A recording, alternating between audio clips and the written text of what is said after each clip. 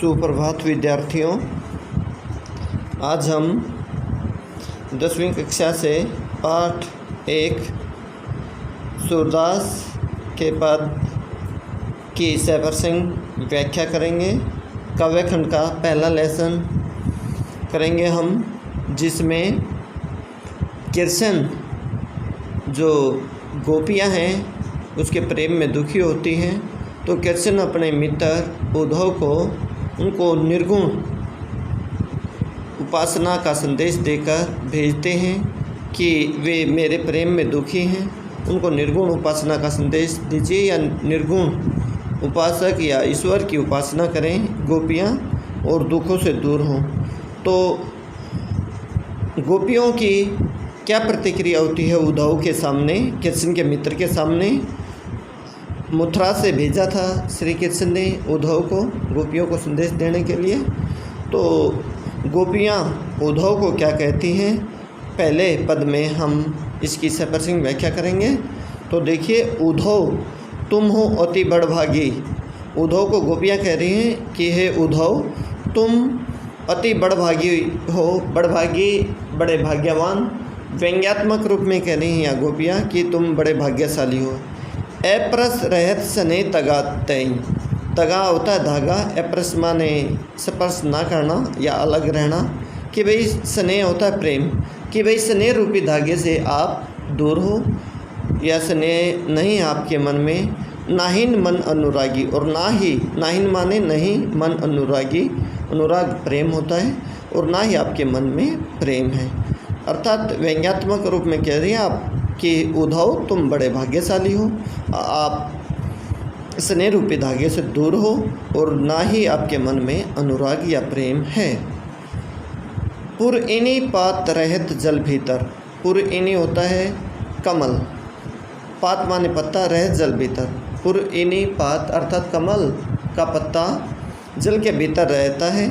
तारस देह न दागी, लेकिन उसके ऊपर जल की रस जल के लिए आया यहाँ, देह न दागी, लेकिन उसके ऊपर एक भी बूंद जल की नहीं रुक पाती है, अर्थात वो इतना चीकना हो जाता है। यहाँ पुरइनी पात या कमल के पत्ते से गोपियाँ उद्धव की तुलना कर रही हैं कि भाई आप कृष्ण के पास रहकर भी प्रेम से दूर हो। जिस प्रकार कमल के पत्ते पर रस या जल नहीं ठहर पाता है, वो इतना चिकना होता है या फिसल जाता है जल, उसी प्रकार कृष्ण के पास रहते हुए भी आपके ऊपर कृष्ण के प्रेम का कोई प्रभाव नहीं पड़ा है। जो जल महा तेल की गागरी बूंद ने ताको लगी। ठीक ऐसे ही उद्धव के बारे में कह रही हैं, जिस प्रकार जल महा तेल की गागरी, कि भाई जो मटकी है तेल की या चिकनी मटकी है, बूंद न ताको लागी, उसके ऊपर भी आप देखोगे एक भी बूंद नहीं ठहर पाएगी पानी की। अर्थात उद्धव की तुलना कमल के पत्ते से और चिकनी मटकी से कर रहे हैं कि भाई उसी प्रकार आपके ऊपर भी जिस प्रकार मटकी, चिकनी मटकी के ऊपर पानी की एक भी बूंद नहीं ठहर पाती, उसी प्रकार आप भी कृष्ण के प्रेम से दूर हो। प्रीति नदी में पाँव ने बोरियों। प्रेम रूपी नदी, प्रीति नदी रूपक अलंकार हो जाएगा। मैं पाऊँ ने बोरियों। बोरियों का अर्थ होता है डालना या डुबोना। दृष्टि ने रूप रागी, और आपकी दृष्टि या नज़र में रूप जो प्रेम होता है वो नहीं है, या प्रेम रूपी दृष्टि से आप दूर हो। सूरदास अबला हम भोरी, गुर जाटी ज्यों पागी। इसमें सूरदास अबला हम भोरी गुर चाटी जो पागी, इसमें गोपियाँ कह रही हैं जिस प्रकार चींटियाँ गुड़ से चिपक कर अपनी जान दे देती हैं, उसी प्रकार कह रही हैं कि भाई हम कृष्ण को नहीं छोड़ सकती। जिस प्रकार चींटियाँ गुड़ से चिपक कर अपनी जान दे देती हैं, इसी प्रकार हम कृष्ण को नहीं भूल सकती, मर सकती हैं। तो आपको पहले पद की सैफरसिंह व्याख्या समझाइए, इसको बड़े ध्यान से आपको दोहराना है। अब हम दूसरे पद की सैफरसिंह व्याख्या करेंगे। इस पद में गोपियाँ उद्धव को ही कह रही हैं कि हमारे मन ही मांझ रही, कि हमारे मन की जो बात थी वो मन के अंदर ही रह गई। मांझ का अर्थ होता है भीतर या अंदर। जो मन की बात थी वो मन के अंदर ही रह गई। कहिए जाई कौन पे उधो नाही परत गई, कि है उधो कुछ बातें ऐसी थी जो बातें हम श्री कृष्ण से ही कहना चाहती थी, लेकिन श्री कृष्ण आए नहीं, आपको निर्गुण का संदेश देकर भेज दिया है। तो अब हम वो बात किससे कहें। अवधि आधार आस आवन की तन मन बिथा सही। अवधि समय के लिए आ गया है कि भाई इसी आशा में हमने हमारे तन और मन ने, बिथा माने व्यथा या पीड़ा सही, कि भाई श्री कृष्ण एक दिन वापस आएंगे। अब इन जोग संदेशनी सुनी सुनी बिरहिनी विदह दही। जोग संदेश अर्थात निर्गुण उपासना का संदेश सुन सुनकर विरह की दही है, अर्थात विरह की आग है और भी ज़्यादा तेज हो गई है। चाहती होती गुहार जितई थ उत्ते धार गई। जहाँ से हमें ये आशा थी जो विरह की जो अग्नि है वो शांत होगी, लेकिन वहीं से ही ये संदेशा आ गया है कि भाई श्री कृष्ण नहीं आएंगे, उसको भूल जाइए। उत्ते ही धार बही, वहीं से वो धार बह रही है, अर्थात विरह की धार बह रही है। सूरदास अब धीर धरई क्यों, अर्थात गोपियाँ कह रही हैं अब धीर माने धैर्य, धरई माने धरना या रखना, क्यों। मर्यादा न लही, मर्यादा मर्यादा के लिए आए, न लही।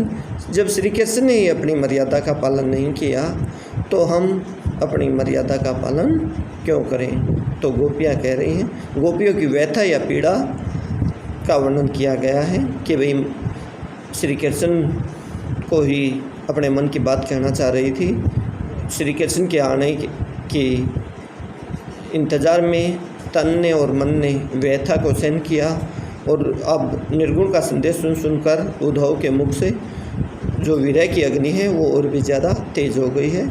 हमें जहाँ से ये आशा थी कि भाई जो विरह की अग्नि है वो शांत होगी, वहीं से वो धार बही, अर्थात उद्धव योग ज्ञान का संदेश लेकर आ गए हैं।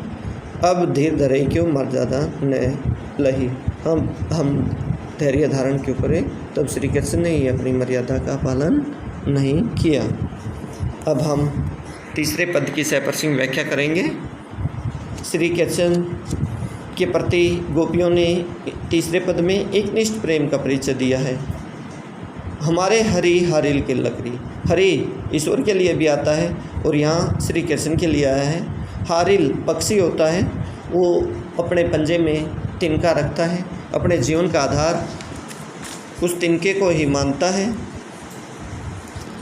तो गोपियाँ कह रही हैं उद्धव को कि हे उद्धव, हमारे हरि हारिल की लकड़ी। जिस प्रकार हारिल पक्षी अपने जीवन का आधार लकड़ी के लिए आया है, यहाँ लकड़ी या तिनके को मानता है, अपने पंजों में दबाए रहता है। वो मानता है हारिल पक्षी कि भाई मेरे पंजों में तिनका है तो मैं जिंदा हूँ। इसी प्रकार गोपियाँ कह रही हैं कि हमारे लिए जिस प्रकार हारिल पक्षी के लिए लकड़ी होती है, उसी प्रकार हमारे लिए कृष्ण है, अर्थात कृष्ण को हम नहीं छोड़ सकती। जिस प्रकार अपने पंजों से हारिल पक्षी लकड़ी को नहीं छोड़ना चाहता।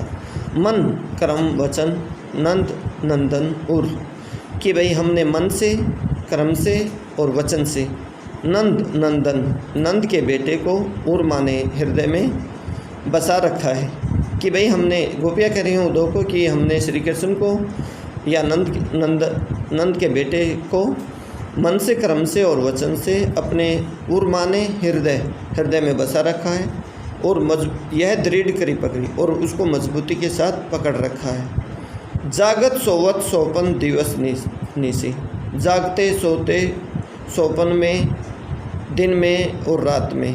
जागते सोते सपने में, दिन में, निसी होता है रात में। काने काने जकरी, कि भाई हम काना कृष्ण का पर्यायवाची होता है, लेकिन काने काने अर्थात श्री कृष्ण जकरी माने जपना, जपती रहती है। सुनत जोग लागत है ऐसो, गोपियाँ कह रही हैं कि ए उद्धव, हमने सुना है जोग ऐसा लगता है, अर्थात निर्गुण का संदेश ऐसा लगता है, ज्यों करवी ककरी, करवी माने कड़वी, ककरी माने ककड़ी, जैसे कड़वी ककड़ी होती है उस जैसा योग का संदेश या उससे तुलना कर रही हैं। तो ये एक अंक का क्वेश्चन आ सकता है आपका कि भाई योग या निर्गुण की उपासना, जो ज्ञान की उपासना की तुलना गोपियों ने कड़वी ककड़ी से की है। सु तो व्याधि हमको ले आए, तो हे उद्धव को गोपियाँ करें, तो आप तो हमारे लिए ऐसी व्याधि होता है रोग, हमको ले आए, देखी सुनी न करी, जिसको हमने ना ही देखा है और ना ही करके देखा है, ना ही सुना है जिसके बारे में और ना ही किया है। यह तो सुर तिन्हीं ले सोपो जिनके मन चक्रीय चंचल हैं, उन्हीं को निर्गुण का संदेश दीजिए। असलियत में जो सगुण उपासक होता है उनके मन चंचल होते हैं, लेकिन वो निर्गुण का संदेश देने आया है। तो लेकिन गोपियाँ कह रही कि भाई जिनके मन चंचल हैं उन्हीं को ऐसा संदेश दीजिए, हम कृष्ण को नहीं बोल सकती। तो ये तीसरे पद की सप्रसंग व्याख्या। अभी हम आखिरी पद की सप्रसंग व्याख्या करेंगे। हरि हैं राजनीति पढ़ी आए, राजनीति पढ़ना कि भाई समझदार हो जाना काफ़ी हरि कृष्ण के लिए आ गया है। गोपियाँ करें कि भाई ऐसा लगता है जैसे श्री कृष्ण ने राजनीति पढ़ ली है। वाक्य में देखोगे आप उस समय के श्री कृष्ण बहुत बड़े राजनेता थे, राजकाज में भाग लेते रहते थे, या आपने देखा होगा नाटकों के माध्यम से या कृष्ण लीला के माध्यम से कि भाई राजा थे वो उस समय। सुमझी बात कहत मधुकर के, जो अपनी बातों को वो बड़े चालाकी के साथ मधुकर भौरे के लिए आ गया है। कह रहे हैं समाचार सब पाए, ये सभी समाचार हमें पता लग गए हैं। एक अति चतुर होते पहले ही वो बहुत चालाक थे। अब गुरु ग्रंथ पढ़ाए, अब गुरु ग्रंथ या निर्गुण उपासना का संदेश हमें पढ़ा रहे हैं। बढ़ी बुद्धि जानी जो उनकी जोग संदेश पढ़ाए। अब कि भाई जैसे उनकी बुद्धि में वृद्धि हो गई है और हमें जोग संदेश पढ़ा रहे हैं। आप वाक्य में देखोगे कि भाई जोग संदेश, योग या निर्गुण उपासना का संदेश वही दे सकता है जो ज्ञानी है या जिसके अंदर बुद्धि है। उद्धव भले लोग आगे के पर हित दौलत धाय, कि उद्धव को गोपियाँ करें कि भाई यहाँ के लोग भले हैं, दूसरे के हित के लिए इधर उधर घूमते रहते, हित होता है भला। अब अपने मन फेर पाई हैं। गोपियाँ कह रही हैं उद्धव को कि अपने मन दोबारा से पा लेना चाहते, चलत होते जो चुराए, कि मथुरा जाते हुए श्री कृष्ण जो हमारे मन चुरा ले गए थे उनको हम वापस पाना चाह रही हैं। ते क्यों अनीति करें आपुन, आपुन होता है स्वयं या अपने आप। अनीति पूर्ण कार्य जो गलत कार्य होते हैं श्री कृष्ण के लिए करें कि भाई अनीति पूर्ण कार्य कर रहे हैं जे और अनीति छुड़ाए, और दूसरों को अनीति पूर्ण कार्य छुड़ाने के लिए कह रहे हैं। राजधर्म तो यही सुर जो प्रजा ने सताए ने जाही सताए। आखिरी जो पंक्ति है इसमें गोपियाँ कह रही हैं कि राजा का धर्म तो यही कहता है कि भाई प्रजा को किसी प्रकार से भी सताया न जाए। इस प्रकार से हमने इन 4 पदों की सप्रसंग व्याख्या करी है। सभी विद्यार्थी इनको अच्छी तरह से याद करेंगे सप्रसंग व्याख्या। तो तब तक के लिए धन्यवाद।